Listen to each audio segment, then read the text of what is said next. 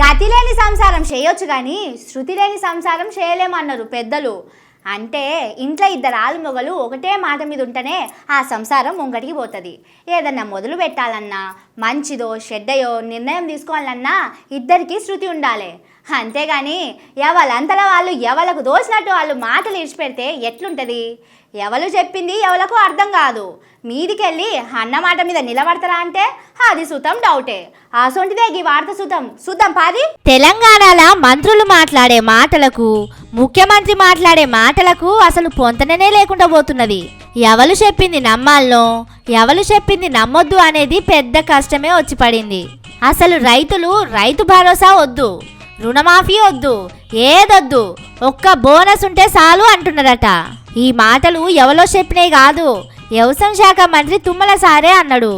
ఇందాక చాలా మంది రైతులు మాట్లాడేటప్పుడు నేను విన్నా, అయ్యా రైతు బంధు కంటే అసలు మీరు బోనసే బాగుంది, అసలు మొత్తం బోనస్ పెట్టేయండి, మాకు బోనస్ ఇచ్చిన దానికే 12,000 నుంచి 15,000 రైతుకు వస్తున్నాయి, మీరు ఆ రకంగా చేసుకోండి నా పెద్ద ఆయన చెప్పినట్టుగా నాకు కొద్ది గుర్తు. ఇన్నారు కదా సార్ చెప్పిన మాటలు. ఒక దిక్కు వ్యవసాయ శాఖ సారేమో ఇట్లా చెప్తుంటే, ముఖ్యమంత్రి రేవంత్ సారేమో హెచ్ఎల్ ఏది ఏమైనా సంక్రాంతి పండుగకెళ్ళి రైతులకు రైతు భరోసా ఏసుడే అని కుండపల్లగొట్టినట్టే చెప్పిండు. నేను మళ్ళీ రైతులకు మాట ఇస్తున్నా, సంక్రాంతి పండుగ తర్వాత రైతు భరోసా మీ ఖాతాలలో వేసేది సోనియమ్మ గ్యారంటీ, ఇందిరమ్మ ప్రభుత్వము. ఇన్నారు కదా, సంక్రాంతి పండుగ వెళ్ళేదే ఆలస్యం, గంటకోసారి బ్యాంకు ఖాతాలు చెక్కు చేసుకోర్రి.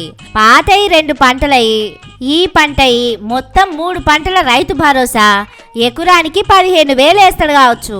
మంత్రి ముఖ్యమంత్రి సార్ల ముచ్చట గిట్లుంటే రైతు భరోసా గురించి రైతులు ఏమనుకుంటున్నారో ఇందామోసారి. ఇప్పుడు రైతు బంధు ప్రజలే వద్దనుకుంటారు అని చెప్తుండు.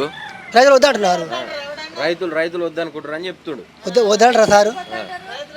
వద్దంటారు ఎవరైనా పైసలు ఇస్తుంటే ఎంత బాధ అయితే మా కలుపుకూళ్ళు కూలి ఎక్కువ అయ్యి జనం ఆగం అయిపోతుంటే అసలు రైతు బందే వాళ్ళే ఎందుకు వద్దనుకుంటారు? పైసలు ఇస్తావు రన్ను వద్దనుకుంటారా? అప్పుడు వద్దనుకున్నామా, ఇప్పుడు వద్దనుకుంటా. ఇప్పుడు బోనస్ పెట్టిండు కదా ఆయన, అప్పుడు బోనస్ లేదు, ఇప్పుడు బోనస్ పెట్టినాం కాబట్టి బోనసే కావాలనుకుంటారు, ఇదే బాగుంది అనుకుంటారు అని చెప్తుండు. మాకు బోనసే రాలే ఇక్కడ, అసలు బోనసే ఇయ్యలేదు. ఇన్నారు కదా రైతులేమంటున్నారో. రైతులే రైతు భరోసా వద్దంటున్నారని అబద్ధాలు చెప్తారా తుమ్మల సారు? నిరుడు 2 పంటలప్పుడు సుతం మీరు గిట్లనే చెప్పిరు కావచ్చు. అందుకే ఆ 2 పంటలకు రైతు భరోసా పడనట్టున్నది. కూళ్ళు మందులు చిన్నం ఖర్చే ఉంటదా?